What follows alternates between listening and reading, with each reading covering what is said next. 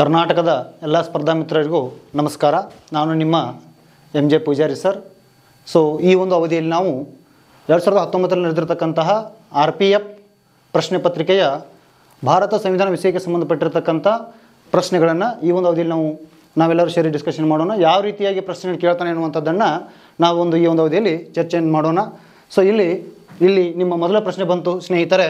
ಅದೇನು ಅಂತಂದರೆ, ಭಾರತ ಸಂವಿಧಾನದಲ್ಲಿರುವ ಅನುಸೂಚಿಗಳ ಸಂಖ್ಯೆ ಎಷ್ಟು ಅಂತ. ಸೊ ಈ ಭಾರತ ಸಂವಿಧಾನದಲ್ಲಿ ನಿಮಗೆಲ್ಲರಿಗೂ ಗೊತ್ತಿರುವ ಹಾಗೆ ಭಾರತ ಸಂವಿಧಾನದಲ್ಲಿ ಭಾಗಗಳಿದ್ದಾವೆ. ಸೊ ಅನುಸೂಚಿಗಳಿದ್ದಾವೆ ಮತ್ತು ವಿಧಿಗಳಿದ್ದಾವೆ. ಅದರ ಜೊತೆಗೆ ಇಲ್ಲಿ ನಾವು ತಿದ್ದುಪಡಿಗಳನ್ನು ಕೂಡ ನಾವು ನೋಡ್ತೀವಿ. ಅದರಲ್ಲಿ ಈ ಒಂದು ಪ್ರಶ್ನೆಗೆ ಸಂಬಂಧಪಟ್ಟಂತೆ ಎಷ್ಟು ಈಸಿಯಾಗಿರ್ತಕ್ಕಂಥ ಪ್ರಶ್ನೆ ಕೇಳಿದಾನೆ ಅಂತಂದರೆ, ನೋಡ್ರಿ, ಇಲ್ಲಿ ಕೇವಲ ನೀವು ನಂಬರ್ಸ್ ನೆನಪಿಟ್ಟರೆ ಒಂದು ಅಂಕವನ್ನು ಪಡೆದುಕೊಳ್ಳಬಹುದು. ಭಾರತ ಸಂವಿಧಾನದಲ್ಲಿ ಇರತಕ್ಕಂಥ ಪ್ರಸ್ತುತ ಅನುಸೂಚಿಗಳ ಸಂಖ್ಯೆ ಇವತ್ತು ಎಷ್ಟಿದಾವೆ ಅಂತಂದರೆ, ಇದು ಸರಿಯಾದ ಉತ್ತರ 12 ಅನುಸೂಚಿಗಳನ್ನು ನಾವು ಭಾರತ ಸಂವಿಧಾನದಲ್ಲಿ ಕಾಣ್ತೀವಿ. ಸೊ ಮೊದಲಿನ ಸಂವಿಧಾನ ಜಾರಿಗೆ ಬಂದಾಗ ಭಾರತ ಸಂವಿಧಾನದಲ್ಲಿ ಇರತಕ್ಕಂಥ ಅನುಸೂಚಿಗಳ ಸಂಖ್ಯೆ ಎಷ್ಟಾಗಿತ್ತಂದರೆ 8 ಅನುಸೂಚಿಗಳಿದ್ದು, ಆಮೇಲೆ ತಿದ್ದುಪಡಿಗಳನ್ನು ಮಾಡ್ತಾ ಈ ಪ್ರಸ್ತುತ ಇರತಕ್ಕಂಥ 4 ಅನುಸೂಚಿಗಳನ್ನು ಸೇರಿಸಿ ಪ್ರಸ್ತುತ 12 ಅನುಸೂಚಿಗಳನ್ನು ನಾವು ಭಾರತ ಸಂವಿಧಾನದಲ್ಲಿ ಕಾಣ್ತೀವಿ. ನಾವು ಈ ಭಾರತ ಸಂವಿಧಾನದಲ್ಲಿರ್ತಕ್ಕಂತಹ 12 ಅನುಸೂಚಿಗಳ ಬಗ್ಗೆ ನೀವು ಸ್ಪರ್ಧಾರ್ಥಿಗಳಾಗಿ ಪರೀಕ್ಷೆಗಳಿಗೆ ತಯಾರಿಯಾಗಿ ಹೋಗುವಂತ ಮುಂಚಿತವಾಗಿ ಯಾವ ಅನುಸೂಚಿ ಏನೇನು ಹೇಳ್ತದೆ, 12 ಅನುಸೂಚಿಗಳು ಏನೇನು ವಿವರಣೆ ಕೊಡ್ತವೆ ಅನ್ನುವಂಥದ್ರ ಕುರಿತು ನಾವು ಇಲ್ಲಿ ಏನು ಮಾಡಬೇಕಾಗುತ್ತೆ ಅಂತಂದರೆ ಅಧ್ಯಯನವನ್ನು ಮಾಡಬೇಕಾಗ್ತದೆ. ಸೊ ಇಲ್ಲಿ ನೀವು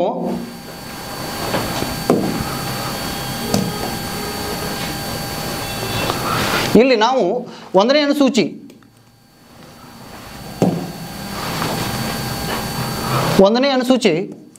ಇದು ನಮ್ಮ ಒಕ್ಕೂಟದ ಬಗ್ಗೆ ವಿವರಣೆಯನ್ನು ಕೊಡ್ತದೆ.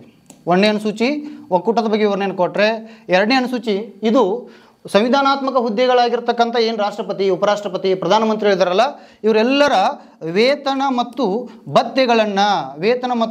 ಭತ್ಯೆಗಳನ್ನು ಅವ್ರು ಯಾವ ರೀತಿಯಾಗಿ ಪಡಿತಾರೆ ಅಂತಕ್ಕಂಥದ್ರ ಬಗ್ಗೆ ವಿವರಣೆಯನ್ನು ಕೊಡ್ತದೆ. 3ನೇ ಅನುಸೂಚಿಯು ಅವರ ಓತ್ ಅಂತಂದರೆ ಏನು, ಪ್ರಮಾಣ ವಚನದ ಬಗ್ಗೆ ವಿವರಣೆಯನ್ನು ಕೊಡ್ತದೆ. ಸಂವಿಧಾನಾತ್ಮಕ ಹುದ್ದೆಗಳೇನಿದಾವಲ್ಲ, ಸಂವಿಧಾನಾತ್ಮಕ ಹುದ್ದೆಗಳಿಗೆ ನಾವು ಯಾವ ರೀತಿಯಾಗಿ ಪ್ರಮಾಣ ವಚನವನ್ನು ಅವ್ರು ಪಡೆದುಕೊಳ್ತಾರೆ ಅನ್ನೋಂಥಕ್ಕಂಥದ್ರ ಬಗ್ಗೆ ವಿವರಣೆ ಕೊಡ್ತದೆ. ಸಂವಿಧಾನದ 4ನೇ ಅನುಸೂಚಿಯು ರಾಜ್ಯಸಭೆಯಲ್ಲಿ ಸ್ಥಾನಗಳೇನು ಹಂಚಿಕೆ ಇದ್ದಾವೆ. ಸೊ ಎಲ್ಲ ರಾಜ್ಯಗಳಿಗೂ ನಿಮ್ಗೆ ಗೊತ್ತಿದೆ ಈಗಾಗಲೇ, ರಾಜ್ಯಸಭೆಯಲ್ಲಿ ಎಲ್ಲ ರಾಜ್ಯಗಳಿಗೆ ಸಮಾನವಾಗಿರ್ತಕ್ಕಂಥ ಸ್ಥಾನಗಳ ಹಂಚಿಕೆ ಇಲ್ಲ. ಅಲ್ಲಿ ಜನಸಂಖ್ಯೆ ಆಧಾರದ ಮೇಲೆ ರಾಜ್ಯಸಭೆಯಲ್ಲಿ ಸ್ಥಾನಗಳನ್ನು ನೋಡ್ತಾ ಬರ್ತೀವಿ. ಯಾವ ರಾಜ್ಯಕ್ಕೆ ಎಷ್ಟು ಸ್ಥಾನಮಾನಗಳು ಇರಬೇಕು ಅನ್ನುವಂಥದ್ದನ್ನು 4ನೇ ಅನುಸೂಚಿಯಲ್ಲಿ ಉದಾಹರಣೆಯನ್ನು ಕೊಡ್ತಾರೆ. ಸೊ ಹೀಗೆ ನಮ್ಮ ಭಾರತ ಸಂವಿಧಾನದಲ್ಲಿ ಕಂಡು ಬರ್ತಕ್ಕಂಥ 12 ಅನುಸೂಚಿಗಳ ಬಗ್ಗೆ ನಾವು ಏನು ಮಾಡಬೇಕಾಗುತ್ತೆ ಅಂದರೆ ಡಿಟೇಲ್ಸ್ ಆಗಿ ಕಲಿತಾ ಹೋಗಬೇಕಾಗ್ತದೆ. ಸೊ ಇತ್ತೀಚೆಗೆ ಹೊಸದಾಗಿ ಸೇರಿಸಿರ್ತಕ್ಕಂಥ ನಮಗೆ ಗೊತ್ತು ನೋಡಿರ್ತೀರಿ ನೀವು, 9ನೇ ಅನುಸೂಚಿಯನ್ನು ಸೇರಿಸ್ತಾರೆ, 10ನೇ ಅನುಸೂಚಿಯನ್ನು ಸೇರಿಸ್ತಾರೆ, 11 ಮತ್ತು 12ನೇ ಅನುಸೂಚಿಯನ್ನು ಸೇರಿಸ್ತಾರೆ. ಈ 9ನೇ ಅನುಸೂಚಿಗೆ ಸಂಬಂಧಪಟ್ಟಂತೆ ಸಾಕಷ್ಟು ಬಾರಿ ಪ್ರಶ್ನೆಗಳಾಗಿರ್ತಕ್ಕಂಥ ನಾವು ಗಮನಿಸ್ತೀವಿ. ಯಾಕಿದು ಅಷ್ಟು ಇಂಪಾರ್ಟೆಂಟ್ ಅಂತಂದರೆ, 1951ರಲ್ಲಿ 1951 ಒಳಗಡೆ ಭಾರತ ಸಂವಿಧಾನಕ್ಕೆ 1ನೇ ತಿದ್ದುಪಡಿಯನ್ನು ಮಾಡೋದ್ರ ಮೂಲಕ, 1ನೇ ನೆನಪಿಟ್ಕೋಬೇಕು, 1ನೇ ತಿದ್ದುಪಡಿಯನ್ನು ಮಾಡೋದ್ರ ಮೂಲಕ 9ನೇಯ ಅನುಸೂಚಿಯನ್ನು ಸಂವಿಧಾನದಲ್ಲಿ ಸೇರಿಸಿ ಇಲ್ಲಿ ಭೂ ಸುಧಾರಣೆ ಅಥವಾ ಲ್ಯಾಂಡ್ ರಿಫಾರ್ಮರ್ಸ್ ಅಂತಕ್ಕಂಥ ಹೊಸ ಅಂಶವನ್ನು ಸಂವಿಧಾನದಲ್ಲಿ ಸೇರಿಸ್ತಾರೆ. ಇನ್ನು 10ನೇ ಅನುಸೂಚಿ ಇದು ಆಂಟಿ ಡಿಫೆಕ್ಷನ್ ಲಾ ಅಥವಾ ಪಕ್ಷಾಂತರ ನಿಷೇಧ ಕಾಯ್ದೆ 1985ನಲ್ಲಿ ರಾಜೀವ್ ಗಾಂಧಿ ಅವರು ಏನಾಗಿದ್ದರು, ಭಾರತ ದೇಶದ ಪ್ರಧಾನಿಯಾಗಿದ್ದರು, ಅವರ ಅವಧಿ ಒಳಗೆ 10ನೇ ಅನುಸೂಚಿಯನ್ನು ಸೇರಿಸ್ತಾರೆ. 11 ಮತ್ತು 12ನೇ ಅನುಸೂಚಿಗಳು ಕೂಡ ಬಹಳ ಪ್ರಮುಖವಾಗಿರ್ತಕ್ಕಂಥವು.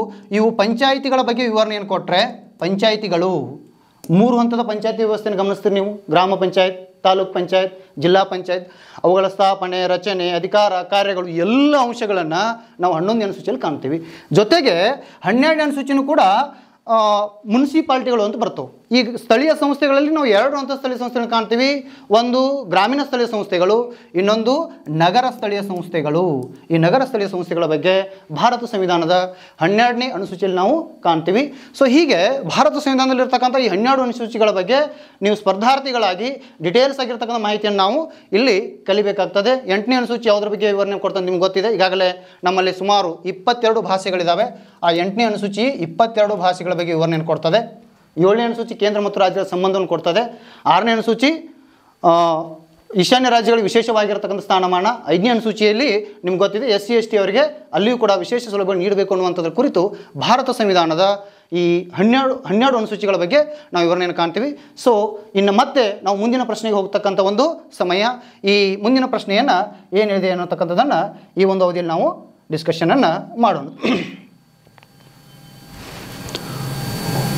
ಸೊ ಸ್ನೇಹಿತರೆ, ಮುಂದಿನ ಪ್ರಶ್ನೆ ಬಂತು. ಈ ಮುಂದಿನ ಪ್ರಶ್ನೆ ನಾವೀಗ ನೋಡ್ತಕ್ಕಂಥದ್ದು ನೋಡ್ರಿ, ಭಾಳ ಈ ಸೆಂಟ್ರಲ್ ಗೌರ್ಮೆಂಟ್ ಪರೀಕ್ಷೆಗೆ ನೀವು ಹೋದ್ರಿ ಅಂತಂದ್ರೆ ಭಾಳ ಸಣ್ಣ ಸಣ್ಣ ಕ್ವಶನ್ಗಳನ್ನ ಕೇಳ್ತಾನೆ. ಭಾಳ ಸಣ್ಣ ಪರೀಕ್ಷೆ ಎಕ್ಸಾಮ್ಸ್ ಇರ್ತಾವೆ, ಬಟ್ ಒಂದು ಸ್ವಲ್ಪ ಟ್ವಿಸ್ಟ್ ಇರ್ತಾವೆ.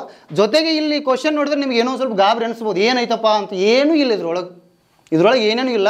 ಒಂದು ಸ್ವಲ್ಪ ನಿಮಗೆ ಇಂಗ್ಲೀಷ್ ಚೆನ್ನಾಗಿ ಬರ್ತಿದ್ರೆ ಈ ಪ್ರಶ್ನೆಗೆ ಆನ್ಸರ್ ಮಾಡ್ಬೋದು. ನೋಡಿ ಎಷ್ಟು ಚಂದ ಕೇಳಿ. ಇವುಗಳ ಪ್ರಕಾರ ಭಾರತದ ಸಂವಿಧಾನವು ಡ್ಯಾಶ್ ಆಗಿದೆ. ಅವ್ನು ಕೆಳಗೆ 4 ರೀತಿ ಆಪ್ಷನ್ಸ್ ಕೊಟ್ಟಿದ್ದಾನೆ. ಸೊ ನಿಮ್ಗೆ ಈಗಾಗಲೇ ಗೊತ್ತದು. ಇಲ್ಲಿ ಆಪ್ಷನ್ಸ್ ನೋಡಿದ್ರೆ ನೀವು ಆನ್ಸರ್ ಮಾಡ್ಲಿಕ್ಕೆ ಬರಬೇಕು. ಏನು ನೋಡ್ರಿ, ಅರೆ ಅವಕಾಶ. ಸೊ ಇಲ್ಲಿ ನಾವು ಬೇರೆ ಬೇರೆ ಬುಕ್ಸ್ ಒಳಗೆ ಬೇರೆ ಬೇರೆ ರೀತಿ ಓದಿರ್ತೀವಿ. ಒಂದು ಸ್ವಲ್ಪ ನೀವು ಇಂಗ್ಲೀಷ್ ವರ್ಷನ್ ನೋಡಿದ್ರೆ ನಿಮ್ಗೆ ಅರ್ಥ ಆಗ್ತದೆ. ಇಲ್ಲಿ ಕಮ್ಯುನಿಸ್ಟ್ ಅಂತ ಕೊಟ್ಟಿದ್ದಾನೆ, ಇದೇನೊಂದು ಸಿ ಆಪ್ಷನ್ ಏನೋ ಕೊಟ್ಟೋ ನಮಗೂ ಗೊತ್ತಿಲ್ಲ, ನಮಗೂ ಗೊತ್ತಿಲ್ಲ. ಸೊ ಇಲ್ಲಿ ಫೆಡ್ರಲ್ ಸಿಸ್ಟಮ್ ಅಂತ ಕೊಟ್ಟಿದ್ದಾನೆ. ಸೊ ಈ ಫೆಡ್ರಲ್ ಸಿಸ್ಟಮ್ ಅಂದ್ಕೂಡಲೇ ನಿಮ್ಗೆ ಗೊತ್ತಿರ್ತದೆ. ಈ ಫೆಡ್ರಲ್ ಸಿಸ್ಟಮ್ ವ್ಯವಸ್ಥೆಯನ್ನು ನಾವು ಅಮೇರಿಕಾ ದೇಶದಲ್ಲಿ ಕಾಣ್ತೀವಿ. ನಿಮಗೆ ಈಗಾಗಲೇ ಗೊತ್ತದ ಸಂಯುಕ್ತ. ಸೊ ಅಮೇರಿಕಾದು ಸಂಯುಕ್ತ ಸರ್ಕಾರ ಆದ್ರೆ ಭಾರತದ್ದು ಮೇಲೆ ಕೊಟ್ಟಿದ್ದೇನೆ. ಇವುಗಳ ಪ್ರಕಾರ ಭಾರತ ಸಂವಿಧಾನವು ಇದು ಆನ್ಸರ್ ಅಲ್ಲ ಅಂದಂಗೆ ಆಯಿತು. ಈ ವ್ಯವಸ್ಥೆ ನಾವು ಎಲ್ಲಿ ಕಾಣ್ತೀವಿ ಹೇಳ್ರಿ ನನ್ನ ಸ್ನೇಹಿತರೆ. ಈ ವ್ಯವಸ್ಥೆಯನ್ನು ನಾವು ಅಮೇರಿಕಾ ದೇಶ ಸಂವಿಧಾನದಲ್ಲಿ ಕಾಣ್ತೀವಿ. ನಮ್ಮ ಭಾರತ ದೇಶ ಸಂವಿಧಾನ ಆಪ್ಷನ್ಸ್ ಎ ಅರೆ ಅವಕಾಶವನ್ನು ಹೊಂದಿರತಕ್ಕಂಥ ಸಂವಿಧಾನವಾಗಿದೆ. ಇದನ್ನು ಅರೆ ಸಂಯುಕ್ತ ಸರ್ಕಾರ ವ್ಯವಸ್ಥೆ ಅಂತ ಕರಿತೀವಿ. ಅಮೇರಿಕಾದೊಳಗಡೆ ಸಂಯುಕ್ತ ಸರ್ಕಾರದಲ್ಲಿ ಅಲ್ಲಿ 2 ನಾಗರಿಕತ್ವಗಳು, 2 ನ್ಯಾಯಾಂಗ ವ್ಯವಸ್ಥೆ ಕಂಡು ಬರುತ್ತಾ. ಬಟ್ ಭಾರತ ದೇಶದಲ್ಲಿ 2 ಸರ್ಕಾರಗಳಿದ್ದರೂ ಕೂಡ ಪ್ರಬಲವಾಗಿರ್ತಕ್ಕಂಥ ಕೇಂದ್ರ ಸರ್ಕಾರ, ಒಂದೇ ನಾಗರಿಕತ್ವ, ಒಂದೇ ರೀತಿ ನ್ಯಾಯಾಂಗ ವ್ಯವಸ್ಥೆ ಕಂಡು ಬರುತ್ತಲ್ಲ, ಅಂತಹ ವ್ಯವಸ್ಥೆಯನ್ನು ಈ ಸಂವಿಧಾನಾತ್ಮಕ ಭಾಷೆಯಲ್ಲಿ ನಾವೇನಂತ ಕರಿತೀವಿ ಅಂದ್ರೆ ಅರೆ ಅವಕಾಶ ಅಥವಾ ಅರೆ ಸಂಯುಕ್ತ ಸರ್ಕಾರ ಅಂತ ಕರಿತೀವಿ. ಸೊ ಇದು ಬಹಳ ಸರಳವಾಗಿರ್ತಕ್ಕಂಥ ಪ್ರಶ್ನೆ. ಇಂಥ ಸರಳವಾಗಿರ್ತಕ್ಕಂಥ ಪ್ರಶ್ನೆಗಳನ್ನು ನೀವು ಯಾವಾಗಲೂ ಅದನ್ನು ತಪ್ಪಾಗ್ತಕ್ಕಂಥ ಕೆಲಸವನ್ನು ಯಾವತ್ತೂ ಮಾಡಬಾರ ಸ್ನೇಹಿತರೆ. ಸೊ ಈಗ ಮತ್ತೆ ನಾವು ಮುಂದಿನ 3ನೇ ಪ್ರಶ್ನೆಗೆ ಹೋಗ್ತಕ್ಕಂಥ ಒಂದು ಸಮಯ. ಈ 3ನೇ ಪ್ರಶ್ನೆ ಯಾವ ರೀತಿಯಾಗಿದೆ ಅಂತಕ್ಕಂಥದ್ದನ್ನು ನಾವು ಈ ಒಂದು ಸಂದರ್ಭದಲ್ಲಿ ನೋಡೋಣ. ಎಸ್ ನೋಡ್ರಿ, ಬಂದೇ ಬಿಟ್ಟು ನೋಡ್ರಿ 3ನೇ ಪ್ರಶ್ನೆ. ಬಹಳ ಇಲ್ಲಿ ಇನ್ಕಾಯಿ ಹೇಳಿದ್ದೆ ನಾನು, ಅಮೆಂಡ್ಮೆಂಟ್ಸ್ಗಳು ಸಂವಿಧಾನದೊಳಗೆ ಅದಾವ ಅಂತ. ಈ ಕೆಳಗಿನ ಯಾವ ಸಂವಿಧಾನ ತಿದ್ದುಪಡಿ ಕಾಯ್ದೆಯು ಮತದಾರರ, ಈಗಾಗಲೇ ನೀವು ಎಲೆಕ್ಷನ್ ಮುಗಿಸಿ ಬಂದಿರಿ, ಮತದಾರರ ವಯಸ್ಸನ್ನು 21 ವರ್ಷದಿಂದ 18ಕ್ಕೆ ಇಳಿಸಿದೆ. ಪ್ರಶ್ನೆಯನ್ನು ಸರಿಯಾಗಿ ಓದ್ಕೊಳ್ರಿ. ಕೆಳಗಿನ ಯಾವ ಸಂವಿಧಾನ ತಿದ್ದುಪಡಿ ಕಾಯ್ದೆಯು ಮತದಾರರ ವಯಸ್ಸನ್ನು 21 ವರ್ಷದಿಂದ 18ಕ್ಕೆ ಇಳಿಸಿದೆ? ಮುಂಚೆ ನೀವು ವೋಟ್ ಮಾಡಬೇಕಾಗಿತ್ತಂದ್ರೆ 21 ವರ್ಷ ಆಗಬೇಕಾಗಿತ್ತು. ಈಗ ಮದುವೆ ಆಗೋ ವಯಸ್ಸದು. ಇದನ್ನು ತಿದ್ದುಪಡಿ ಮಾಡಿ 18 ವರ್ಷಕ್ಕೆ ಇಳಿಸಿದ್ರು. ಯಾವ ತಿದ್ದುಪಡಿ ಅಂತ ಕೇಳಕತ್ತಾರ ಪ್ರಶ್ನೆ. ಇದು ನಿಮಗೆಲ್ಲರಿಗೂ ಗೊತ್ತಿರ್ತದೆ. ಆದರೂ ಕೂಡ ಎಕ್ಸಾಮ್ದೊಳಗೆ ನೀವು ಗೊಂದಲ ಮಾಡಿಕೊಂಡು ಅದನ್ನು ಕೇಳಿದಾಗ ಇದನ್ನು ಹಾಕೋದು, ಇದನ್ನು ಕೇಳಿದಾಗ ಅದನ್ನು ಹಾಕೋದು. ಸರಿಯಾದ ಆನ್ಸರ್ ಮೇಲೆ ನಮ್ಮ ಕೈನೂ ಹೋಗೋದಿಲ್ಲ. ಅದಕ್ಕೆ ಇಲ್ಲಿ ನೋಡ್ರಿ ಎಷ್ಟು ಚಂದ ಕೊಟ್ಟಾನಪ್ಪ. 4 ತಿದ್ದುಪಡಿಗಳನ್ನು ಕೊಟ್ಟಾನ. ಬಹಳ ಪ್ರಮುಖವಾಗಿರ್ತಕ್ಕಂಥ ತಿದ್ದುಪಡಿಗಳನ್ನ ಕೊಟ್ಟಿದ್ದಾನೆ. ಸೊ ಈ ಒಂದು ಪ್ರಶ್ನೆಗೆ ನೀವು ಸರಿಯಾದ ಉತ್ತರ ನೋಡಿದ್ರಿ ಅಂತಂದರೆ 44 ಅಲ್ಲ, 42 ಅಲ್ಲ, ನಿಮ್ಮ ಕೈ ಮೊದಲು 42 ಮೇಲೆ ಹೋಗಿರ್ತದೆ. ಯಾಕಂದ್ರೆ ಹಗಲು ರಾತ್ರಿ ಅದನ್ನ ಓದಿರ್ತೀರಿ. 69 ಅಲ್ಲ, 61. ಸೊ ಸರಿಯಾದ ಉತ್ತರ 61ನೇ ತಿದ್ದುಪಡಿ. ಸೊ ಇದು 61ನೇ ತಿದ್ದುಪಡಿ ಯಾವಾಗ ಆಗುತ್ತಂದರೆ 1988. ಸೊ ಇಲ್ಲಿ 360 ಡಿಗ್ರಿ ಆ್ಯಂಗಲ್ ಒಳಗೆ ನೀವು ಇದನ್ನು ಅನಾಲಿಸಿಸ್ ಮಾಡ್ತಾ ಹೋದ್ರಿ ಅಂತಂದ್ರೆ ಭಾಳ ಚಂದ ಇದನ್ನು ತಿಳ್ಕೊಬೋದು. 1988 ಒಳಗೆ ಇಲ್ಲಿ ಪ್ರಶ್ನೆಗಳು ಈ ಒಂದು ಕ್ವಶನ್ ಕೇಳ್ಯಾನಂದ್ರೆ ಇದ್ರ ಮುಂದೆ ಮತ್ತೆ ಸಾಕಷ್ಟು ಪ್ರಶ್ನೆ ಕೇಳಲಿಕ್ಕೆ ಅವನಿಗೆ ಅವಕಾಶ ಇರ್ತದೆ. ಆಗ ಪ್ರಧಾನಿ ಯಾರಿದ್ರಪ್ಪ ಅಂತ ಕೇಳ್ಬೋದು. ಯಾರಿದ್ರು ಪ್ರಧಾನಿ ಹೇಳಿ ನೋಡೋಣ. ರಾಜೀವ್ ಗಾಂಧಿ. ಆಗಿನ ಪ್ರಧಾನಿ ಯಾರು? ರಾಜೀವ್ ಗಾಂಧಿ ಅವರು ಪ್ರಧಾನಿಯಾಗಿದ್ದರು. ಅವರ ಅವಧಿಯಲ್ಲಿ ಈ ಮತದಾನದ ವಯಸ್ಸನ್ನು 21ರಿಂದ 18ಕ್ಕೆ ಇಳಿಸಲಾಗ್ತದೆ. ನಿಮ್ಗೆಲ್ಲರಿಗೂ ಗೊತ್ತಿರುವ ಹಾಗೆ ಈ 21ರಿಂದ 18ಕ್ಕೆ ಇಳಿಸಿದಾಗ ನಮ್ಮ ಕೇಂದ್ರ ಚುನಾವಣಾ ಆಯೋಗದ ಆಯುಕ್ತರ ಸಂಖ್ಯೆ ಏನು ಮುಖ್ಯ ಆಯುಕ್ತರು ಒಬ್ಬರೇ ಇದ್ದರು. ಯಾವಾಗಿಂದ 21ರಿಂದ 18ಕ್ಕೆ ಇಳಿಸಿದ್ರಲ್ಲ, ಅಲ್ಲಿ ಮತ್ತೆ ಇಬ್ಬರನ್ನು ಆಯುಕ್ತರು ನೇಮಕ ಮಾಡೋದ್ರ ಮೂಲಕ ಅದನ್ನು 3 ಸದಸ್ಯ ಪೀಠವನ್ನಾಗಿ ಅಥವಾ 3 ಜನ ಆಯುಕ್ತರು ನೇಮಕ ಮಾಡ್ತಕ್ಕಂಥ ಒಂದು ಪದ್ಧತಿಯನ್ನು ಈ ಒಂದು 61ನೇ ತಿದ್ದುಪಡಿಯಿಂದ ಜಾರಿಗೆ ಬರ್ತದೆ. ಸೊ ಇದ್ರ ಜೊತೆಗೆ ಇನ್ನು ಉಳಿಕಿದ್ದು ಇಲ್ಲಿ ನೋಡ್ರಿ, ಇದು ಈ 44ನೇ ತಿದ್ದುಪಡಿ ಐತಲ್ಲ, ಇದು ಕೂಡ ಬಹಳ ಮಹತ್ವದಾಗಿರ್ತಕ್ಕಂಥದ್ದು. ಇದು ಸಾಕಷ್ಟು ಬಾರಿ ಎಕ್ಸಾಮ್ಗಳು ಕ್ವಶನ್ ಕೇಳಿರ್ತಾರೆ. 44 ತಿದ್ದುಪಡಿ ಅಂದ್ಕೂಡಲೇ ನಿಮ್ಗೆ ನೆನಪಾಗ್ತದೆ ಆಸ್ತಿಯ ಹಕ್ಕು. ಆಸ್ತಿಯ ಹಕ್ಕು. ಸೊ ಈ ಆಸ್ತಿ ಹಕ್ಕನ್ನು 1978 ಒಳಗೆ ತೆಗೆದು ಹಾಕ್ತಾರೆ. ಎಷ್ಟನೇ ತಿದ್ದುಪಡಿಯನ್ನು ಮಾಡಿ? 44ನೇ ತಿದ್ದುಪಡಿಯನ್ನು ಮಾಡಿ 1978 ತೆಗೆದು ಹಾಕ್ತಾರೆ. ಸೊ ಆ ಸಂದರ್ಭದಲ್ಲಿ ಆಗ ದೇಶದ ಪ್ರಧಾನಮಂತ್ರಿ ಯಾರಾಗಿದ್ರು ಅಂತ ಕ್ವಶನ್ ಕೇಳ್ತಾನೆ.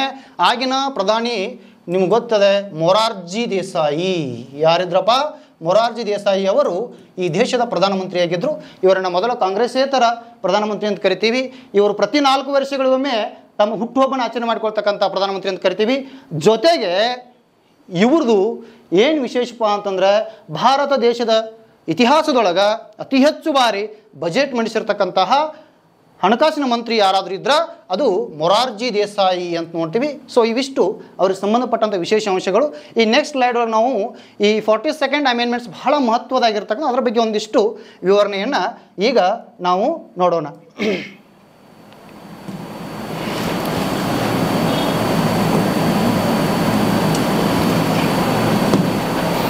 ಸೊ ಇಲ್ಲಿ ನೋಡ್ರಿ, 42ನೇ ತಿದ್ದುಪಡಿ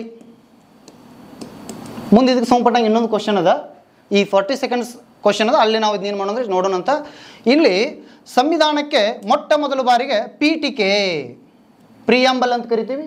ಈ ಪೀಠಿಕೆಗೆ 1976ರಲ್ಲಿ ಈ ತಿದ್ದುಪಡಿಯನ್ನು ಮಾಡೋದ್ರ ಮೂಲಕ ಹೊಸದಾಗಿ 3 ಪದಗಳನ್ನು ಸೇರಿಸ್ತಾರೆ.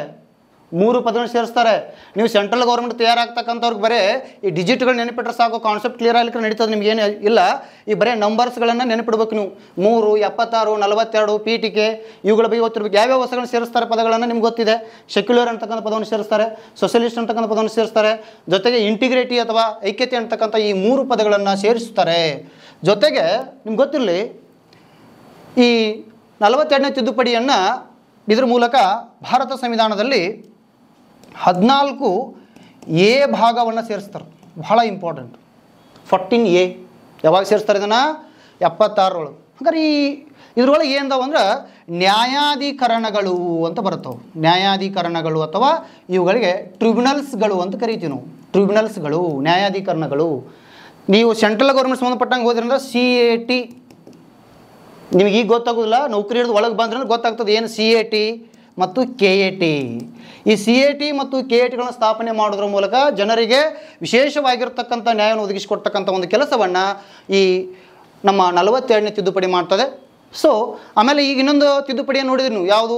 69ನೇ ತಿದ್ದುಪಡಿ. ಇದು 1991ರಲ್ಲಿ ಆಗ್ತದೆ. ನಮ್ಮ ದೆಹಲಿಗೆ ರಾಷ್ಟ್ರದ ರಾಜಧಾನಿ ಸ್ಥಾನವನ್ನು ನೀಡ್ತಕ್ಕಂಥ ಒಂದು ಸಂವಿಧಾನಾತ್ಮಕ ತಿದ್ದುಪಡಿ ಯಾವುದು ಅಂತಂದರೆ ಈ 69 ಅಮೆಂಡ್ಮೆಂಟ್ಸ್ ಅಂತ ನೋಡ್ತೀವಿ. ಸೊ ಇವು ಈ ನಿಮ್ಮ RPF ಪ್ರಶ್ನೆಯಲ್ಲಿ ಕೇಳಿರ್ತಕ್ಕಂತಹ ಈ 4 ತಿದ್ದುಪಡಿಗಳ ಬಗ್ಗೆ ಇರತಕ್ಕಂಥ ಒಂದು ಮಾಹಿತಿ. ಸೊ ಇನ್ನು ನೆಕ್ಸ್ಟ್ ಮುಂದಿನ ಪ್ರಶ್ನೆ ಬಗ್ಗೆ ನಾವು ಈಗ ನೋಡೋಣ ಅಂತ. ಮುಂದಿನ ಪ್ರಶ್ನೆ ಯಾವುದಿದೆ ಅಂತಕ್ಕಂಥದ್ದನ್ನು ನೋಡೋಣ.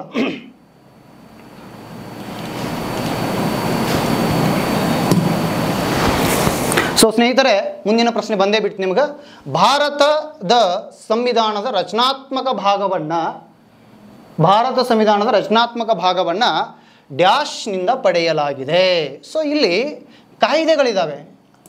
ಕಾಯ್ದೆಗಳು ನಿಮ್ಗೆ ಗೊತ್ತದ, ಭಾರತ ಸಂವಿಧಾನ ಒಂದೇ ದಿವಸ ರಾತ್ರಿ ರಚನೆ ಆಗಿರ್ತಕ್ಕಂಥದ್ದಲ್ಲ. ಸೊ 1773ರಿಂದ 1947ರವರೆಗೆ ಬ್ರಿಟಿಷ್ ಸರ್ಕಾರ ಸಾಕಷ್ಟು ಕಾಯ್ದೆಗಳನ್ನು ಜಾರಿ ತರೋದ್ರ ಮೂಲಕ ಇಲ್ಲಿ ಏನು ಮಾಡುತ್ತಂದ್ರೆ ಸಂವಿಧಾನ ರಚನೆಗೆ ಅವಕಾಶವನ್ನು ಮಾಡಿಕೊಡ್ತದೆ. ಇಲ್ಲಿ ಈ ಕೇಳಿರ್ತಕ್ಕಂಥ ಈ 4 ಕಾಯ್ದೆಗಳಲ್ಲಿ ಅತಿ ಪ್ರಮುಖವಾಗಿರ್ತಕ್ಕಂಥದ್ದು ಮತ್ತು ಭಾರತ ಸಂವಿಧಾನದ ರಚನಾತ್ಮಕ ಭಾಗವನ್ನು ಇಲ್ಲಿಂದ ಪಡೆಯಲಾಗಿದೆ ಅಂತಂದರೆ ನಿಮಗೆಲ್ಲರಿಗೂ ಗೊತ್ತದ. ಈಗಾಗಲೇ ಆ ಕಾಯ್ದೆಯನ್ನು ನಾವು ಏನಂತ ಕರಿತೀವಿ ಅಂದ್ರೆ ಭಾರತ ಸಂವಿಧಾನದ ನೀಲನಕ್ಷೆ ಅಥವಾ ಇದನ್ನು ನೀಲನಕ್ಷೆ, ಬ್ಲೂ ಪ್ರಿಂಟ್ ಅಥವಾ ಮೈಲುಗಲ್ಲು ಅಂತ ಕರೀತಾರೆ. ಯಾವ ಕಾಯ್ದೆಯನ್ನು ಅಂತಂದ್ರೆ 1935ರ ಈ ಭಾರತ ಸರ್ಕಾರ ಕಾಯ್ದೆಯನ್ನು ನಾವು ಅಷ್ಟು ಮಹತ್ವದಾಗಿರ್ತಕ್ಕಂಥ ಕಾಯ್ದೆಯನ್ನಾಗಿ ನೋಡ್ತೀವಿ. ಸೊ ಆ ಕಾಯ್ದೆಯನ್ನು ಭಾರತ ಸಂವಿಧಾನ ರಚನಾತ್ಮಕ ಭಾಗದ ಎಂದು ನಾವು ಇಲ್ಲಿ ಗಮನಿಸ್ತೀವಿ. ಇನ್ನು ಈಗಾಗಲೇ ನೀವು ಓದಬೇಕು, ಇದ್ರ ಬಗ್ಗೆ ತಿಳ್ಕೋಬೇಕು. 1919ರ ಭಾರತ ಸರ್ಕಾರ ಕಾಯ್ದೆಯನ್ನು ನಾವು ಮಾಂಟೆಗೋ ಚೇಮ್ಸ್ಬರ್ಗ್ ಸುಧಾರಣೆಗಳಂತ ನೋಡ್ತೀವಿ. ಇಲ್ಲಿ ಕೂಡ ಸಾಕಷ್ಟು ಬದಲಾವಣೆಗಳನ್ನು ಕಾಣ್ತೀವಿ. ಜೊತೆಗೆ 1858ರ ವಿಕ್ಟೋರಿಯಾ ಘೋಷಣೆಯನ್ನು ಮಾತ್ರ ನಾವು ಭಾರತ ಸಂವಿಧಾನದ ಮ್ಯಾಗ್ನಾ ಕಾರ್ಟಾ ಅಂತ ಕರಿತೀವಿ. ನೆನಪಿಟ್ಕೋಬೇಕು ಸ್ನೇಹಿತರೆ, ಇದಕ್ಕೆ ಏನಂತ ಕರಿತೀವಿ ಅಂತಂದ್ರೆ ಮ್ಯಾಗ್ನಾ ಕಾರ್ಟಾ. ಇಂಗ್ಲೆಂಡಿನ ರಾಣಿಯು ಭಾರತದ ಜನತೆಗೆ ಒಂದು ಭರವಸೆಯನ್ನು ಕೊಡ್ತಾಳೆ. ಈಸ್ಟ್ ಇಂಡಿಯಾ ಕಂಪನಿ ಆಡಳಿತವನ್ನು ಅಂತ್ಯಗೊಳಿಸಿ ನಾನೇ ನಿಮ್ಮನ್ನು ಅಥವಾ ನನ್ನ ಒಂದು ಸುಪರ್ದಿಯಲ್ಲಿ ನಿಮ್ಮನ್ನು ಆಳ್ವಿಕೆಗೆ ಒಳಪಡಿಸ್ತೀನಿ ಅನ್ನುವಂಥ ಒಂದು ಭರವಸೆಯನ್ನು ಭಾರತಕ್ಕೆ ಕೊಡ್ತಾಳೆ. ಅಂಥ ಒಂದು ಮಹತ್ವದಾಗಿರ್ತಕ್ಕಂಥ ಕಾಯ್ದೆ. ಇದರಲ್ಲಿರ್ತಕ್ಕಂಥ ಕೆಲವೊಂದಿಷ್ಟು ಅಂಶಗಳು ಕೂಡ ನಮ್ಮ ಸಂವಿಧಾನದಲ್ಲಿ ಗಮನಿಸ್ತೀವಿ. ಜೊತೆಗೆ ಈ ಕಾಯ್ದೆಯು ಕೂಡ ಇದನ್ನು ಇಂಡಿಯನ್ ಕೌನ್ಸಿಲ್ ಆ್ಯಕ್ಟ್ 3 ಅಂತ ಕೂಡ ಕರಿತೀವಿ.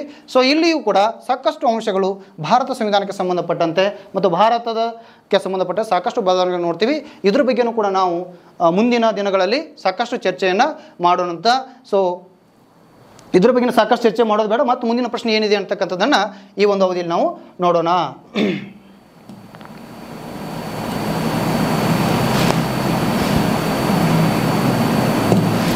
ಸೊ ಇಲ್ಲಿ ನೋಡಿ ಸ್ನೇಹಿತರೆ, ಭಾರತ ಸಂವಿಧಾನದ ಭಾಗ ಎಷ್ಟಿದೋ ಉಲ್ಟಾ ತಿಳ್ಕೊಂಡ್ರಿ. ಮತ್ತು ಇದು ಕೆಲವೊಂದಿಷ್ಟು ಸೈಕಾಲಜಿ ಒಳಗೆ ಡಿಸೀಸ್ ಬರ್ತಾವೆ, ಡಿಸ್ಕ್ಯಾಲ್ಕಿಯಾ, ಡಿಸ್ಗ್ರಾಫಿಯಾ, ಡಿಸ್ಲೆಕ್ಸಿಯಾ ಅಂತೇಳಿ. ಇದು ನೀವು ಹಿಂದಿಂದ 5 ಇದ್ದದ್ದು 4, 4 ಇದ್ದು 6 ಅಂದ್ಕೊಂಡ್ರೆ ತಪ್ಪು ಬಿಡ್ತದೆ. ಇದು ನೋಡ್ಬೇಕು, ಇದು ಎಷ್ಟು ಐತೆ ಅಂದ್ರೆ 6 ನಂಬರ್ಸ್ ನೆನಪಿಟ್ಕೋಬೇಕು. ಎಷ್ಟು ಚಂದ ಐತೆ ಅಂದ್ರೆ ಭಾಳ ಈಜಿಗಳ ಪ್ರಶ್ನೆಗಳನ್ನು, ಇಂಥ ಈಜಿ ಪ್ರಶ್ನೆಗಳನ್ನು ಕೇಳಿಬಿಟ್ರೆ ಮುಗಿದೋಯ್ತು. ಆದರೂ ಈ ಈಜಿ ಪ್ರಶ್ನೆಗಳನ್ನು ಕೇಳಿ ತಕ್ಕಂಥದ್ದು ಸೆಂಟ್ರಲ್ ಗೌರ್ಮೆಂಟ್ ಎಕ್ಸಾಮ್ದೊಳಗೆ ಮಾತ್ರ. ಸ್ಟೇಟ್ ಗೌರ್ಮೆಂಟ್ ಒಳಗೆ ಈ ಟೈಪ್ ಎಕ್ಸಾಮ್ ಬರೋದಿಲ್ಲ. 2 ಪೇಜ್ ಒಂದೇ ಕ್ವಶನ್ ಇರ್ತದೆ ಸ್ನೇಹಿತರೆ. ಇಲ್ಲಿ 6ನೇ ಭಾಗ ಯಾವುದು ಸಂಬಂಧಪಟ್ಟದ ಅಂತ ಕೇಳ ನಾವು. 6ನೇ ಭಾಗ ಇಲ್ಲಿ ನೋಡ್ರಿ, ಆಪ್ಷನ್ ಸಿ ಕೊಟ್ಟಿದ್ದಾನೆ ರಾಜ್ಯ ಸರ್ಕಾರಗಳು, ಬಿ ಕೊಟ್ಟಿದ್ದಾನೆ ರಾಜ್ಯ ನೀತಿ ತತ್ವಗಳು ಅಥವಾ DPSP ಅಂತ ಕರಿತೀವಿ. ಆಮೇಲೆ ಸಿ ಕೊಟ್ಟಿದ್ದಾನೆ ಕೇಂದ್ರ ಸರ್ಕಾರ, ಆಪ್ಷನ್ಸ್ ಡಿ ಕೊಟ್ಟಿದ್ದಾನೆ ಚುನಾವಣೆಗಳು, ಎಲೆಕ್ಷನ್ಸ್ಗಳು ಅಂತ ಕೊಟ್ಟಿದ್ದಾನೆ. ಸೊ ನಿಮ್ಗೆ ಓದ್ತಕ್ಕಂಥವ್ರಿಗೆ ನೋಡಿದ ಕೂಡ ಇದೆ ಅಂತ ಗೊತ್ತಾಗಬೇಕು. ಒಳ್ಳೊಳ್ಳೆ ಕನ್ಫ್ಯೂಸ್ ಆಗ್ತಕ್ಕಂಥದ್ದು ಇರಲೇಬಾರ್ದು. ಇಲ್ಲಿ ನೋಡ್ರಿ, ಇದಕ್ಕೆ ಸರಿಯಾಗಿರ್ತಕ್ಕಂಥ ಉತ್ತರ ಯಾವುದು ಎಕ್ಸ್ಪ್ಲನೇಷನ್ ಆಮೇಲೆ ಹೇಳ್ತೀನಿ ನಾನು. ಈ ಭಾರತ ಸಂವಿಧಾನದಲ್ಲಿ ಕಂಡು ಬರ್ತಕ್ಕಂತಹ 6ನೇ ಭಾಗ ಆಪ್ಷನ್ ಸಿ ರೈಟ್ ಆನ್ಸರ್. ಇದು ಯಾವುದರ ಬಗ್ಗೆ ಹೇಳುತ್ತಂದರೆ ಸ್ಟೇಟ್ ಗೌರ್ಮೆಂಟ್ ಅಥವಾ ರಾಜ್ಯ ಸರ್ಕಾರಗಳ ಬಗ್ಗೆ ಹೇಳುತ್ತದೆ. ರಾಜ್ಯ ಸರ್ಕಾರಗಳ ಬಗ್ಗೆ ಹೇಳ್ತಕ್ಕಂಥದ್ದು ಇದು ಸಂವಿಧಾನದ 152ನೇ ವಿಧಿಯಿಂದ 237ನೇ ವಿಧಿಯವರೆಗೆ ನಾವು ಅಲ್ಲಿ ಏನು ಮಾಡ್ತೀವಿ, ವಿವರಣೆಯನ್ನು ಕಾಣ್ತೀವಿ. ಸೊ ಈ ರಾಜ್ಯ ಸರ್ಕಾರದೊಳಗೆ ನೀವು ರಾಜ್ಯಪಾಲರು, ಮುಖ್ಯಮಂತ್ರಿಗಳು, ವಿಧಾನಸಭೆ, ವಿಧಾನ ಪರಿಷತ್ ಈ ಎಲ್ಲ ಅಂಶಗಳ ಬಗ್ಗೆ ನೀವೇನು ಮಾಡ್ತೀರಿ ಅಲ್ಲಿ ನೋಡ್ತೀರಿ. ಇನ್ನು ನೆಕ್ಸ್ಟ್ ಇದು ಬಹಳ ಇಂಪಾರ್ಟೆಂಟ್, ವೆಲ್ಫೇರ್ ಸ್ಟೇಟ್ ಅಂತ ಕರಿತೀವಿ ನೀವು, ಕಲ್ಯಾಣ ರಾಷ್ಟ್ರ, ಇದ್ರ ಬಗ್ಗೆ ನೋಡ್ತೀವಿ. ಸೊ ಇದು 4ನೇ ಭಾಗದಲ್ಲಿ ನೋಡ್ತೀವಿ. ಇನ್ನು ಜೊತೆಗೆ ಕೇಂದ್ರ ಸರ್ಕಾರ ಇದು 4, 6, ಇದು 5. ಆರ್ಟಿಕಲ್ ನಂಬರ್ 52 52ರಿಂದ 151ನೇ ವಿಧಿಯವರೆಗೆ ನೋಡ್ತೀವಿ. ಬಹಳ ಮಹತ್ವದಾಗಿರ್ತಕ್ಕಂಥದ್ದು. ನೀವು ಯಾವುದೇ ಎಕ್ಸಾಮ್ಗೆ ಹೋದ್ರೂ ಕೂಡ ಈ ಕೇಂದ್ರ ಸರ್ಕಾರಕ್ಕೆ ಸಂಬಂಧಪಟ್ಟಂಗ ಒಂದು ಪ್ರಶ್ನೆ ಬಂದೇ ಬರ್ತದೆ. ಅಲ್ಲಿ ರಾಷ್ಟ್ರಪತಿ ಆಗಿರ್ಬೋದು, ಉಪರಾಷ್ಟ್ರಪತಿ ಆಗಿರ್ಬೋದು, ಪ್ರಧಾನಮಂತ್ರಿ, ಲೋಕಸಭೆ, ರಾಜ್ಯಸಭೆ, ತಿಳಿತಾ, ಸುಪ್ರೀಂ ಕೋರ್ಟ್, ಈ ಎಲ್ಲ ಅಂಶಗಳ ಕುರಿತು ನಾವು ನೋಡ್ತೀವಿ. ಇನ್ನು ಬಹಳ ಮಹತ್ವದಾಗಿರ್ತಕ್ಕಂಥದ್ದು, ಈಗ ಕ್ವಶನ್ 19 ಕೇಳಿರ್ಬೋದು. ಈಗ ಭಾಳ ಇದು ಕರೆಂಟ್ ಅಫೇರ್ಸ್ ಅದು. ಯಾಕಂದರೆ ಈಗಾಗಲೇ ಜಗತ್ತಿನ ಅತಿ ದೊಡ್ಡ ಪ್ರಜಾಪ್ರಭುತ್ವ ಹಬ್ಬ ಅಂತ ಕರಿತೀರಿ ನೀವು. 18ನೇ ಲೋಕಸಭೆ ಚುನಾವಣೆಯನ್ನು ಮುಗಿಸಿ ಈಗೀಗ ತಾನೇ ಸ್ವಲ್ಪ ರಿಲೀಫ್ ಆಗಿದೆ. ಯಾವುದು? Election commission of the India. ಈ ಎಲೆಕ್ಷನ್ ಕಮಿಷನ್ ಆಫ್ ದಿ ಇಂಡಿಯಾದ ಬಗ್ಗೆ ತಿಳಿಸ್ಕೊಡ್ತಕ್ಕಂಥ ಭಾರತ ಸಂವಿಧಾನದ ಭಾಗ ಎಷ್ಟು ಅಂತ ನೀವು ನೋಡಿದರೆ ಇದು 15ನೇ ಭಾಗ ಸ್ನೇಹಿತರೆ. ಎಷ್ಟನೇ ಭಾಗ? 15ನೇ ಭಾಗ. 15ನೇ ಭಾಗದಲ್ಲಿ ಆರ್ಟಿಕಲ್ ನಂಬರ್ ನೆನಪಿಟ್ಕೋಬೇಕು, 324ರಿಂದ 329ನೇ ವಿಧಿಯವರೆಗೆ ವಿವರಣೆಯನ್ನು ಕಾಣ್ತೀವಿ. 324 to 329. ಇದರಲ್ಲಿ ಅವರ ನೇಮಕಾತಿ, ಅವರ ಕಾರ್ಯಗಳು ಏನೇನು ಮಾಡಬೇಕು ಎಲ್ಲ ಅಂಶಗಳನ್ನು ಈ ಒಂದು 4-5 ವಿಧಿಗಳಲ್ಲಿ ನಾವೇನು ಮಾಡ್ತೀವಿ, ಗಮನಿಸ್ತೀವಿ ಅಂತ. ಓಕೆ ಸ್ನೇಹಿತರೆ, ಈಗ ಮತ್ತೆ ನಾವು ಮುಂದಿನ ಪ್ರಶ್ನೆಗೆ ಹೋಗ್ತಕ್ಕಂಥ ಸಮಯ. ನಾವು ಮುಂದಿನ ಪ್ರಶ್ನೆ ಏನಿದೆ ಅಂತಕ್ಕಂಥದ್ದನ್ನು ನೋಡೋಣಂತ. ಅದು ಮುಂದಿನ ಪ್ರಶ್ನೆ ಹೀಗಿದೆ ನೋಡಿ ಸ್ನೇಹಿತರೆ. ಈಗ ತಾನೇ ನಾವು ಚರ್ಚೆ ಮಾಡಿದ್ವಿ, ಮತ್ತೆ ಒಳ್ಳೆ ರಿಪಿಟೆಡ್ ಕ್ವಶನ್ಸ್.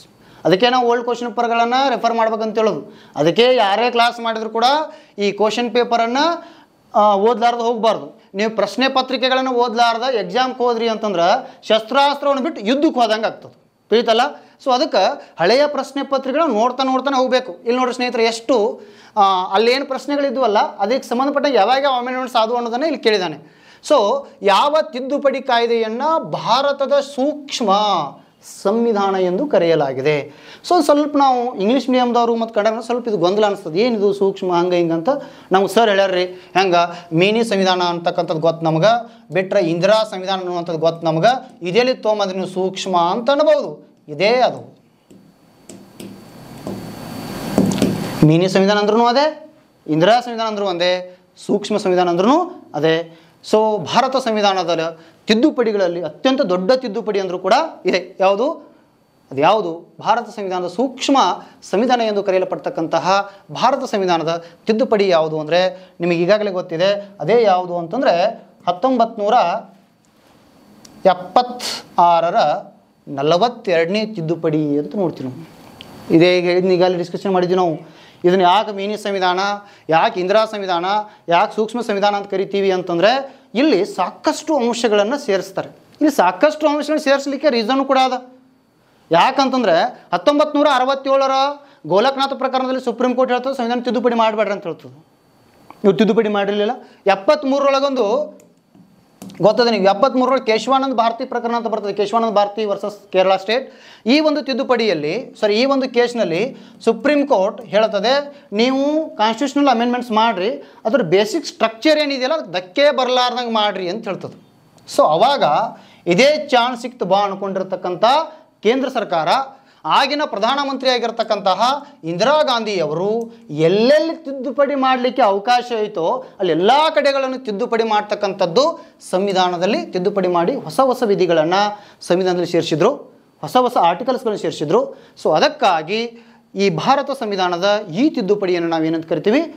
ಸೂಕ್ಷ್ಮ ಸಂವಿಧಾನ, ಮೈಕ್ರೋ ಕಾನ್ಸ್ಟಿಟ್ಯೂಷನಲ್ ಅಮೆಂಡ್ಮೆಂಟ್ಸ್ ಅಥವಾ ಇದನ್ನು ಮಿನಿ ಸಂವಿಧಾನ, ಇಂದಿರಾ ಸಂವಿಧಾನ ಅಂತ ಕೂಡ ಕರೀತಾರೆ. ಈಗಾಗಲೇ 78 ತಿದ್ದುಪಡಿ ಕೂಡ ನಾವು ನೋಡಿದ್ವಿ. ಸೊ ಮತ್ತೆ ಇಲ್ಲಿ 86ನೇ ತಿದ್ದುಪಡಿಯನ್ನು ಕೊಟ್ಟಿದ್ದಾನೆ. ಸೊ ಇದು 76 ಆಗಿದೆ, 76 ಆಗಬಾರ್ದು, ಇದು ಐತಲ್ಲ, ಇಲ್ಲೂ ಮಿಸ್ಟೇಕ್ಸ್ ಆಗೈತೆ. ಇದು 86ನೇ ತಿದ್ದುಪಡಿ ಯಾವಾಗ ಆಗುತ್ತೆ ಅಂದ್ರೆ 2002ರಲ್ಲಿ ಆಗ್ತದೆ. ಸೊ ಇದಿಷ್ಟು ಈ ಒಂದು ಪ್ರಶ್ನೆಗೆ ಸಂಬಂಧಪಟ್ಟಂತಹ ವಿವರಣೆ. ಮತ್ತೀಗ ಮುಂದಿನ ಪ್ರಶ್ನೆ ಏನಿದೆ ಅಂತಕ್ಕಂಥದ್ದನ್ನು ನೋಡ್ತಕ್ಕಂಥ ಒಂದು ಸಂದರ್ಭ ಸ್ನೇಹಿತರೆ.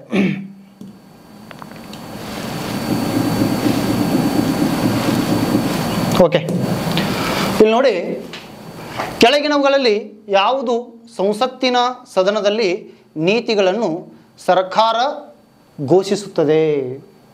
ಕೆಳಗಿನವುಗಳಲ್ಲಿ ಯಾವುದು ಸಂಸತ್ತಿನ ಸದನದಲ್ಲಿ ಸರ್ಕಾರದ ನೀತಿಗಳನ್ನು ಘೋಷಿಸುತ್ತದೆ? ಇಲ್ಲಿ ನೋಡಿ ಸ್ನೇಹಿತರೆ, ಒಂದು ಅಧ್ಯಕ್ಷರು ಅಂತಿದೆ. ಇಲ್ಲಿ ಕ್ವಶನ್ ನೋಡಿ, ಅಧ್ಯಕ್ಷರು ಅಂತೇಳಿ 2 ಟೈಪ್ ಆಗಿದೆ. ಸೊ ಇಲ್ಲಿ ಉಪಾಧ್ಯಕ್ಷರು ಅಂತಿದೆ, ಆಮೇಲೆ ಪ್ರಧಾನಮಂತ್ರಿ ಅಂತಿದೆ. ಸದನದಲ್ಲಿ ಸರ್ಕಾರದ ನೀತಿಗಳನ್ನು ಇಲ್ಲಿ ನೋಡ್ರಿ, ಕ್ವಶನ್ಗಳನ್ನು ಪ್ರಶ್ನೆಯನ್ನು ನೀವು ಚೆನ್ನಾಗಿ ಅರ್ಥ ಮಾಡ್ಕೊಂಡು ಬಿಟ್ರೆ ಆನ್ಸರ್ ನೀವು ಸಿಕ್ಕೇ ಬಿಡ್ತದೆ. ಸರ್ಕಾರ ಅಂತ ಬರಾಕತ್ತದು. ಸರ್ಕಾರದ ಮುಖ್ಯಸ್ಥರು ಯಾರು ಇರ್ತಾರಪ್ಪ ಗೊತ್ತೈತಲ್ಲ ನಿಮಗೆ? ಸರ್ಕಾರದ ಮುಖ್ಯಸ್ಥರು ಯಾರು ಇರ್ತಾರಲ್ಲಿ? ಯಾರಿರ್ತಾರೆ? ಪ್ರೈಮ್ ಮಿನಿಸ್ಟರ್, ಇವರೇ ಆಗಿರ್ತಾರೆ. ಇವರು ಸರ್ಕಾರ ಏನೇ ಹೊಸ ಹೊಸ ನೀತಿಗಳನ್ನು ಜಾರಿಗೆ ತರಲಿಕ್ಕೊಂಡ್ರು ಕೂಡ ಅದರ ಮುಖ್ಯಸ್ಥರಾಗಿ ಕೆಲಸ ಮಾಡ್ತಕ್ಕಂಥದ್ದು ಯಾರು ಅಂದರೆ ಪ್ರಧಾನಮಂತ್ರಿಗಳು. ಈ ಅಧ್ಯಕ್ಷರು ಇವರು ಸರ್ಕಾರದ ಮುಖ್ಯಸ್ಥರಲ್ಲ. ನೀವು ಓದ್ತೀರಿ, ಕಲಂ 53 ಹೇಳ್ತದೆ.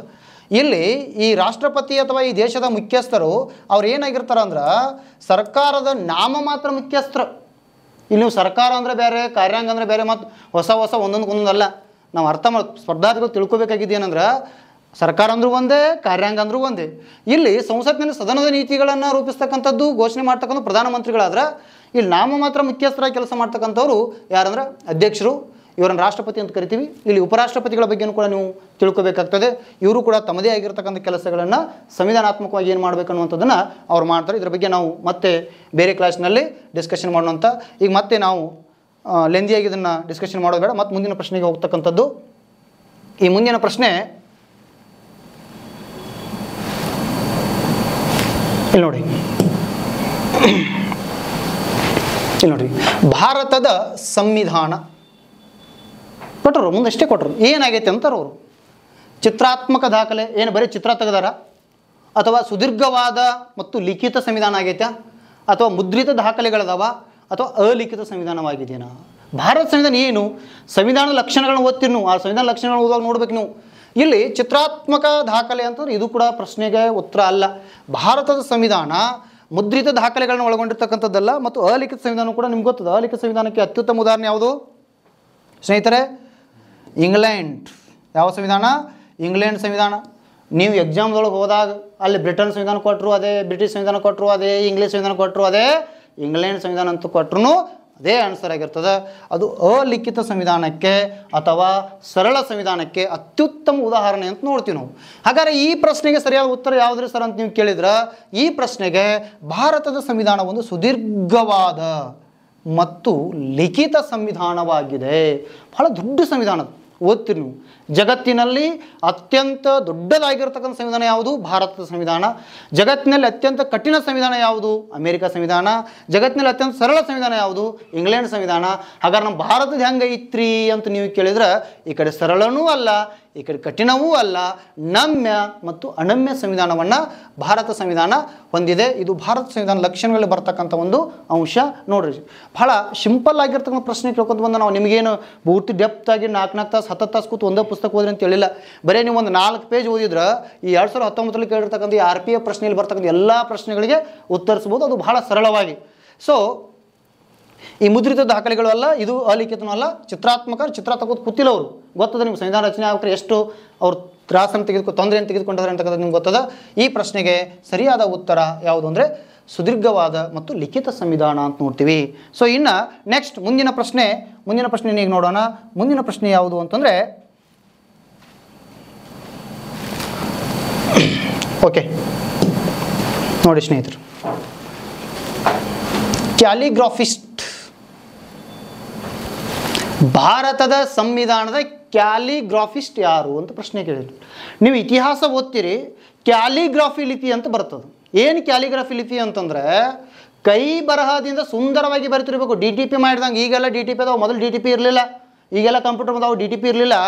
ಕೈಯಿಂದನೇ ಚೆನ್ನಾಗಿ ಬರಿತಿದ್ರು, ಹಸ್ತಾಕ್ಷರವನ್ನೇ ಚೆನ್ನಾಗಿ ಬರ್ತಿದ್ರು. ಹಂಗೆ ಈ ನಮ್ಮ ಸಂವಿಧಾನವನ್ನು ಕೈಯಿಂದ ಚೆನ್ನಾಗಿ ಬರೆದವ್ರು ಯಾರು ಅಂತ ಕ್ವಶನ್ ಕೇಳ ನೋಡಿ ಸ್ನೇಹಿತರೆ. ನೀವು ಸಂವಿಧಾನ ಯಾರು ಬರೆದ್ರು ಅಂತ ಕೇಳ್ಕೊಡ್ಲೇನ ಡಾಕ್ಟರ್ BR ಅಂಬೇಡ್ಕರ್ ಅವರು ಅಂತ ಹೇಳ್ತೀವಿ. ಬಟ್ ಅಂಬೇಡ್ಕರ್ ಅವ್ರ ಪಾತ್ರ ಸಾಕಷ್ಟಿದೆ. ಆದರೆ ಇಲ್ಲಿ ಸಂವಿಧಾನದ ಕ್ಯಾಲಿಗ್ರಾಫಿ ಲಿಪಿಯಲ್ಲಿ ಏನು ಕೈಯಿಂದ ಬರೆದಾರಲ್ಲ, ಆ ಬರವಣಿಗೆನ ಬರೆದವ್ರು ಯಾರು ಅಂತ ಕೇಳಿದಾನೆ. ಸೊ ಬಹಳ ಮಹತ್ವದಾಗಿರ್ತಕ್ಕಂಥ ಪ್ರಶ್ನೆ ಇದು, ಮತ್ತು ಇದಕ್ಕೆ ಆನ್ಸರ್ ಕೂಡ ನಿಮ್ಗೆ ಗೊತ್ತಿರ್ಬೋದು. ಸೊ ಇಲ್ಲಿ ನೋಡ್ರಿ, ಆಪ್ಷನ್ಸ್ A ಇದೆ A.V. ತಕ್ಕರ್, ಆಪ್ಷನ್ಸ್ B ಇದೆ ನಂದಲಾಲ್, ಆಮೇಲೆ ಕೃಪಲಾನಿ ಅಂತಿದೆ J.B. ಕೃಪಲಾನಿ. ಸೊ ಇನ್ನೊಂದು ಪ್ರೇಮ್ ಬಿಹಾರಿ ನಾರಾಯಣ್. ಇಲ್ಲಿ ನೀವು ಒಂದು ಅಂಶವನ್ನು ಗಮನಿಸಬೇಕು, ಇವರೆಲ್ಲರೂ ಕೂಡ ಭಾರತ ಇವ್ರು ಏನಿದಾರಲ್ಲ, ಇವರು ಈ ನಂದಲಾಲ್ ಬೋಸ್, ಬೇವರ್ ರಾಮ್ ಮನೋಹರ್ ಲೋಹಿಯಾ ಅಂತ ಬರ್ತಾರೆ. ಇವರು ಇಬ್ಬರು ಕೂಡಿಸ್ಕೊಂಡು, ಇವರು ಗುರು ಶಿಷ್ಯರು ಬರ್ತಾರೆ, ಇವರಿಬ್ಬರು ಕೂಡಿಸ್ಕೊಂಡು ಗೊತ್ತಿಲ್ಲ, ನಮ್ಮ ಭಾರತ ಸಂವಿಧಾನದ ಪುಟವನ್ನು ನೀವು ತೆಗೆದು ನೋಡಿದ್ರೆ ಆ ಸಂವಿಧಾನದಲ್ಲಿ ಸುಂದರವಾಗಿರ್ತಕ್ಕಂಥ ಚಿತ್ರಗಳು ಕಂಡು ಬರ್ತಾವೆ. ಅಲ್ಲಲ್ಲಿ ಎಲ್ಲೆಲ್ಲಿ ಪ್ಲೇಸ್ ಖಾಲಿ ಆಯಿತೋ ಅಲ್ಲಿ ಚಿತ್ರಗಳನ್ನು ಬಿಡಿಸಿದ್ದಾರೆ. ಅಂಥ ಚಿತ್ರಗಳನ್ನು ಭಾರತದ ಐತಿಹಾಸಿಕ ಚಿತ್ರಗಳು, ಎಲ್ಲೋರ, ಅಜಂತ, ಬೇಲೂರು, ಹಳೆಬೀಡು, ಹಂಪಿ, ಇಂತಹ ಐತಿಹಾಸಿಕ ಪ್ಲೇಸ್ಗಳು ಎಲ್ಲ ತಿರುಗಾಡಿ ಅಲ್ಲಿ ಒಳ್ಳೊಳ್ಳೆ ಚಿತ್ರಗಳನ್ನು ಭಾರತ ಸಂವಿಧಾನದ ಪ್ರತಿ ಪುಟದಲ್ಲೂ ನಾವು ಕಾಣ್ತೀವಿ. ಆ ಪ್ರತಿ ಪುಟದಲ್ಲೂ ಆ ಚಿತ್ರಗಳನ್ನು ಬರೆದಿರ್ತಕ್ಕಂಥ ವ್ಯಕ್ತಿ ಯಾರಂದರೆ ಈ ನಂದಲಾಲ್ ಬೋಸ್ ಅಂತ ನೋಡ್ತೀವಿ. ಇಲ್ಲಿ ಈ ನಮ್ಮ ಪ್ರಶ್ನೆಗೆ ಉತ್ತರ, ಈ ಕ್ಯಾಲಿಗ್ರಾಫಿಸ್ಟ್ ಯಾರು ಅಂತಂದರೆ ಇವರು ಪ್ರೇಮ್ ಬಿಹಾರಿ ನಾರಾಯಣ್. ಸೊ ನೀವು ಇನ್ನೊಂದು ಪ್ರಶ್ನೆ ಕೇಳ್ಬೋದು, ಈ ಪ್ರೇಮ್ ಬಿಹಾರಿ ನಾರಾಯಣ್ ಇವರು ಬರೆದದ್ದು ಇಂಗ್ಲೀಷ್ ಭಾಷೆಯಲ್ಲಿ. ಗೊತ್ತಿಲ್ಲ ಸ್ನೇಹಿತರೆ ನಿಮಗೆ, ಇಂಗ್ಲೀಷ್ ಭಾಷೆಯ ಕ್ಯಾಲಿಗ್ರಾಫಿಸ್ಟ್ ಯಾರಂದ್ರೆ ಪ್ರೇಮ್ ಬಿಹಾರಿ ನಾರಾಯಣ್. ಭಾರತ ಸಂವಿಧಾನ ಮೂಲ ಯಾವ ಭಾಷೆಯಲ್ಲಿ ಬರೆಯಲ್ಪಟ್ಟಿದೆ ಅಂತಂದರೆ ಇಂಗ್ಲೀಷ್ ಭಾಷೆಯಲ್ಲಿ ಬರೆಯಲ್ಪಟ್ಟಿದೆ. ಇಂಗ್ಲೀಷ್ ಭಾಷೆಯಲ್ಲಿ ಬರೆಯಲ್ಪಟ್ಟು ಆನಂತರ ಅದನ್ನು ಹಿಂದಿ ಭಾಷೆಯಲ್ಲಿ ವರ್ಗಾವಣೆ ಮಾಡಲಾಗ್ತದೆ. ಯಾವ ಭಾಷೆಯಲ್ಲಿ? ಹಿಂದಿ ಭಾಷೆಗೆ ವರ್ಗಾವಣೆ ಮಾಡ್ತದೆ. ಹಾಗಾದರೆ ಇಂಗ್ಲೀಷ್ ಭಾಷೆಯ ಕ್ಯಾಲಿಗ್ರಾಫಿಸ್ಟ್ ಯಾರು ಅಂದರೆ ಪ್ರೇಮ್ ಬಿಹಾರಿ ನಾರಾಯಣ್ ಅಂತ ಗೊತ್ತಾಯ್ತು ನಿಮಗೆ. ಹಿಂದಿ ಭಾಷೆಯ ಕ್ಯಾಲಿಗ್ರಾಫಿಸ್ಟ್ ಯಾರು, ಹಿಂದಿ ಭಾಷೆಯಲ್ಲಿ ಭಾರತ ಸಂವಿಧಾನವನ್ನು ಬರೆದಿರ್ತಕ್ಕಂಥವ್ರು ಯಾರು ಅಂತಂದರೆ ಅವರೇ ವಸಂತ್ ಕೃಷ್ಣ ವೈದ್ಯ ಅಂತ ನೋಡ್ತೀವಿ ನಾವು. ಭಾಳ ಇಂಪಾರ್ಟೆಂಟ್. ಯಾರು? ವಸಂತ್ ಕೃಷ್ಣ ವೈದ್ಯ. ಸೊ ಇವರು ನಮ್ಮ ಭಾರತ ಸಂವಿಧಾನವನ್ನು ಹಿಂದಿ ಭಾಷೆ ಒಳಗಡೆ ಕ್ಯಾಲಿಗ್ರಾಫಿ ಅಂದರೆ ಗೊತ್ತಿರಬೇಕು ನಿಮಗೆ. ಪ್ರಶ್ನೆ ಅರ್ಥ ಆದ್ರೂ ಆನ್ಸರ್ ಅರ್ಥ ಮಾಡ್ಲಿಕ್ಕೆ ಬರ್ತದೆ. ಪ್ರಶ್ನೆ ಅರ್ಥ ಆಗ್ಲಿಕ್ಕಂದ್ರೆ ಮೊದಲೇ ಹೇಳೀನಿ ಏನು, ಯುದ್ಧಕ್ಕೆ ಶಸ್ತ್ರಾಸ್ತ್ರ ಬಿಟ್ಟು ಹೋದಂಗೆ ಮ್ಯಾಲ ಪ್ರಶ್ನೆ ನಮ್ಗೆ ಅರ್ಥ ಆಗಬೇಕು. ಅರ್ಥ ಆದ್ರೆ ಮಾತ್ರ ಆನ್ಸರ್ ಮಾಡ್ಲಿಕ್ಕೆ ಬರ್ತದೆ. ನೆನಪಿಟ್ಕೋಬೇಕು, ವಸಂತ ಕೃಷ್ಣ ವೈದ್ಯ. ಆಯ್ತಾ? ನೋಡ್ರಿ, ಒಂದೇ ಒಂದು ಕ್ವಶನ್ ಇಷ್ಟೆಲ್ಲ ಅಂಶ ನಮ್ಗೆ ಕಲಿಸ್ಕೊಡ್ತದೆ. ಸೊ ಇಂಗ್ಲೀಷ್ ಭಾಷೆಯಲ್ಲಿ ಬರೆದವರು ಇವರು, ಹಿಂದಿ ಭಾಷೆಯಲ್ಲಿ ಬರೆದವರು ಇವರು, ಅಲ್ಲಿ ಚಿತ್ರ ತೆಗೆದವರು, ನಮ್ಮ ಸಂವಿಧಾನದ ಚಿತ್ರ ತೆಗೆದವರು ಯಾರಂದ್ರೆ ಈ ನಂದಲಾಲ್ ಬೋಸ್ ಅಂತ ನೋಡ್ತೀವಿ. ಸೊ ಈ ನೆಕ್ಸ್ಟ್ ಮುಂದಿನ ಪ್ರಶ್ನೆ ಏನಿದೆ ಅಂತಕ್ಕಂಥದ್ದನ್ನು ಈ ಒಂದು ಅವಧಿಯಲ್ಲಿ ನೋಡೋಣ. ಮುಂದಿನ ಪ್ರಶ್ನೆ ಹೀಗಿದೆ.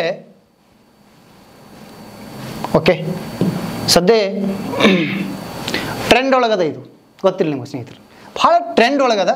ಈಗಾಗಲೇ ನಾವು ಲೋಕಸಭೆ ಚುನಾವಣೆ ಎದುರಿಸಿದ್ವಿ. ಮತ್ತು ಈ ನೋಡ್ರಿ ಎಷ್ಟು ಸಿಂಪಲ್ ಪ್ರಶ್ನೆಗಳದಾವ. ಮತ್ತು ಪ್ರಶ್ನೆ ಪತ್ರಿಕೆ ಅಂತ ತೆಗಿಯೋರ ಮೈಂಡ್ ಸೆಟ್ ನೀವು ಅರ್ಥ ಮಾಡ್ಕೊಂಡು ಬಿಟ್ರೆ ನೌಕರಿ ಭಾಳ ಜಲ್ದಿ ತೊಗೋಬೋದ್ರಿ.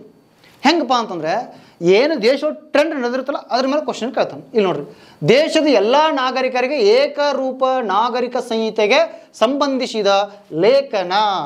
ನೀವು ಲೇಖನ ಅಂತ ನಮಗೆ ಹೇಳಿ ಸರ್ ಎಲ್ಲಿ ಅಂದ್ರೆ ತಪ್ಪೋದು. ನೀವು ಇಂಗ್ಲೀಷ್ ಒಳಗೆ ಹೋದ್ರೆ ಆರ್ಟಿಕಲ್ಸ್ ಅಂತ ಇರ್ತದೆ ಅಲ್ಲಿ. ಲೇಖನ ಯಾವುದು ಅಂತ ಪ್ರಶ್ನೆ ಕೇಳೋಣ. ಇಲ್ಲಿ ನೋಡಕ್ಕಂತ ಬರಾಕತ್ತೀರಿ ನೀವು. ಪ್ರತಿ ಪ್ರಶ್ನೆಗೂ ಕನ್ನಡ ವಿಚಿತ್ರವಾಗಿಯೇ ಟ್ರಾನ್ಸ್ಲೇಟ್ ಆಗೈತೆ ಅದು. ಮತ್ತು ಏನು ಮಾಡೋಕ್ಕಾಗೋದಿಲ್ಲ, ನಮ್ಮ ಭಾಷೆನೂ ಹಂಗೆ ಐತಿ, ಅವ್ರು ಟ್ರಾನ್ಸ್ಲೇಟ್ ಮಾಡೋರು ಹಂಗದಾರ. ಸೊ ಯಾವ ದೇಶದ ಲೇಖನ ಯಾವುದು ಅಂತ ಕೇಳ್ತಾ ಇದ್ದಾನೆ. ಸೊ ಇದು ಭಾರತದ ದೇಶದಲ್ಲಿ ಕಂಡು ಬರ್ತಕ್ಕಂಥ ಎಲ್ಲ ನಾಗರಿಕರಿಗೂ ಅನ್ವಯವಾಗ್ತಕ್ಕಂತಹ ಲೇಖನ ಏನಂತ ಕೊಟ್ಟಿದ್ದಾನೆ, ಏಕರೂಪ ನಾಗರಿಕ ಸಂಹಿತೆ.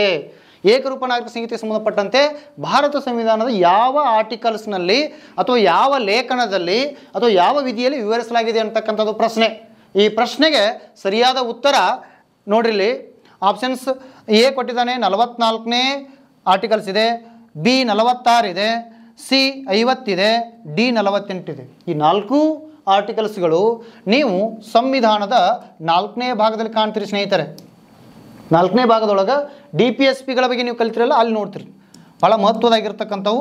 ಅದ್ರೊಳಗೆ ಈ ಸದ್ಯ ಟ್ರೆಂಡ್ ಒಳಗಿರ್ತಕ್ಕಂಥದ್ದು ಇದು ಏಕರೂಪ ನಾಗರಿಕ ಸಂಹಿತೆ. ಇದಕ್ಕೆ ಸಂಬಂಧಪಟ್ಟಂಥ ಯಾವ ಆರ್ಟಿಕಲ್ಸ್ ಹೇಳ್ತದೆ ಅಂತಕ್ಕಂಥದ್ದು ಒಂದು ಪ್ರಶ್ನೆ.